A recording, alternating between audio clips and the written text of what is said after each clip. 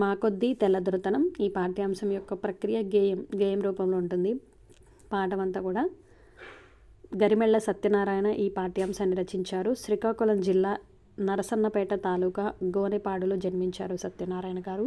స్వాతంత్ర సమరయోధులు. ఈయన ఒక కవి, ఈయన రచయిత.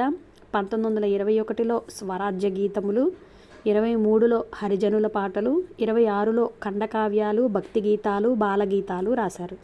దండాలు దండాలు భారతమాత, మా కొద్దీ తెల్లదొరతనం అనే గేయాలతో సామాన్య ప్రజల్లో సైతం స్వాతంత్ర ఉద్యమ ఉత్తేజాన్ని, చైతన్యాన్ని కలిగించిన జాతీయ కవి.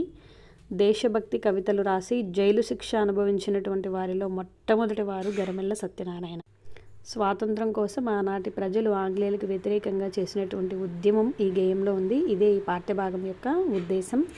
మొట్టమొదటిసారిగా జైలు శిక్ష అనుభవించిన కవి ఎవరంటే గరిమెళ్ళ.